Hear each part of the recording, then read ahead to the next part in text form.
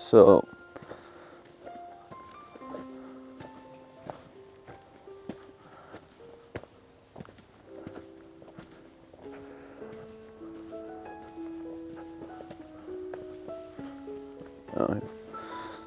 I basically brought Mr. Thornton out here for various reasons. One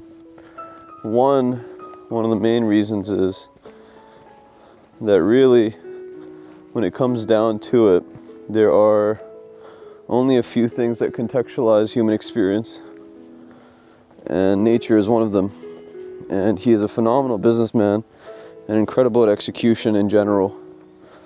I think what a lot of us forget is that really all of the money, all of the things that we make in life that actually matter are actually part of human connection.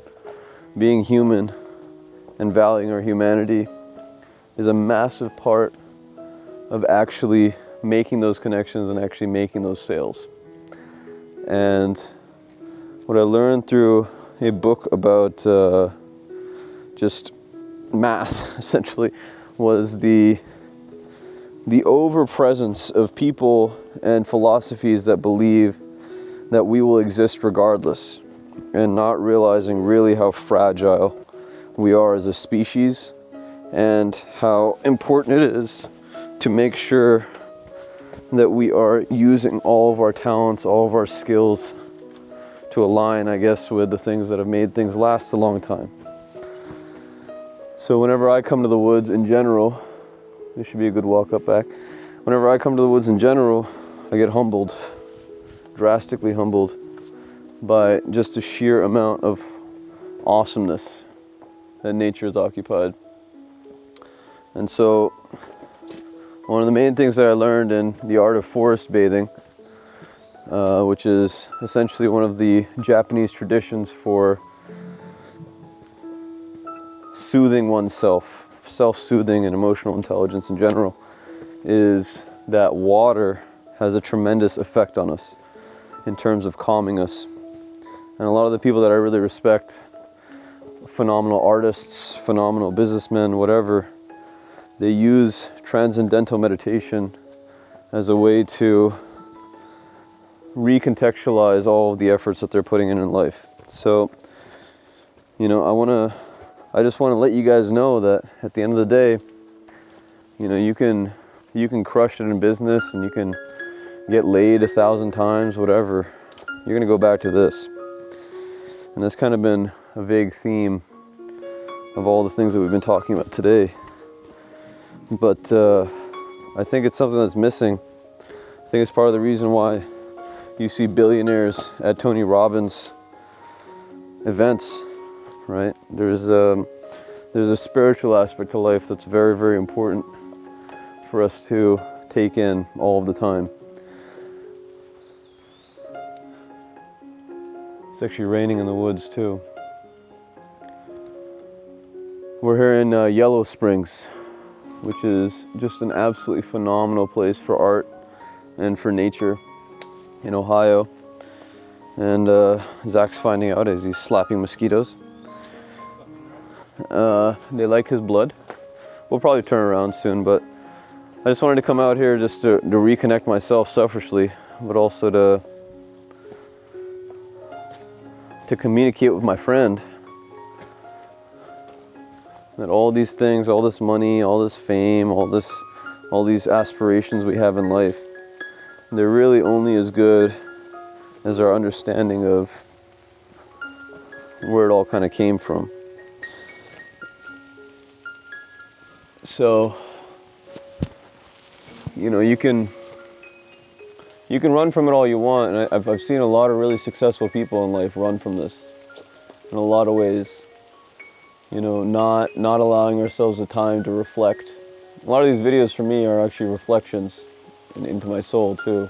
It makes a drastic difference in terms of, we should probably head back because it's going to get muddier. It makes a drastic difference in how we approach people, how we approach our relationships. There was the energy that you put out when you have a chat with someone is half, probably more, of actually getting them in your corner in a lot of capacities. The words that you use, the body language, all of this stuff. There's a phenomenal account on Instagram called Ask Vin. He was a fairly successful magician that actually transferred his skill set to teaching people how to communicate. It was said by Warren Buffett that if you can increase your communication skills, that you can quite literally increase the effectiveness of your business by 50%. And when I come out here and I think about all the times that I've spent kind of wasting time in quotations, or all the time that I've spent meditating and taking in life, I believe it's also been part of what's improved my communication. That reflection, that appreciation for how organic nature is, and how often beautiful that organic part of nature is, how uplifting it can be. And so I'd encourage you, if you're looking in any capacity to grow as a leader, if you're looking to grow your ability to sell people, or your ability to deliver a point at all, to spend some time thinking about how important it is to smile, and how important it is to have that energy coming in that you can bring from basically a walk in the woods, you know? That you can bring from a little bit of meditation, a little bit of disconnecting from your ego.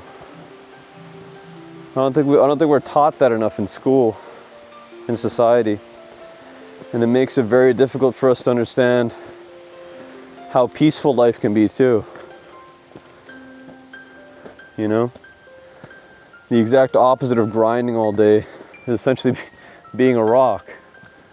And for many, many years, I was like, I'd rather be a river than a rock. The reality is, first of all, they're metaphors of nature. Second of all, rivers are formed by rocks, right? So rocks are seeing something too. We need to have that part, that contrast in life, to be like, okay, we're moving fast. What are you doing to slow down?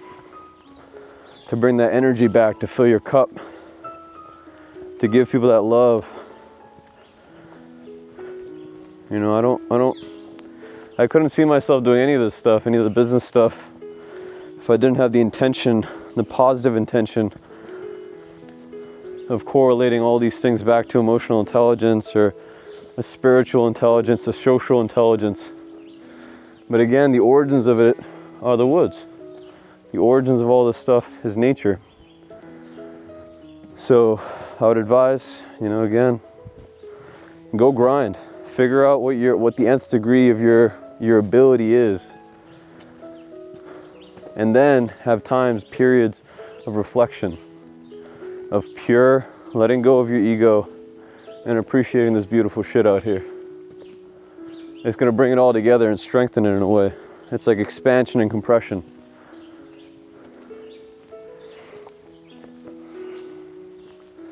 And people got different ways to do it. Everyone's got different ways to do it, but you got to have something. You got to have something. Actualize your potential catalyst. This world needs you. Take care of yourself.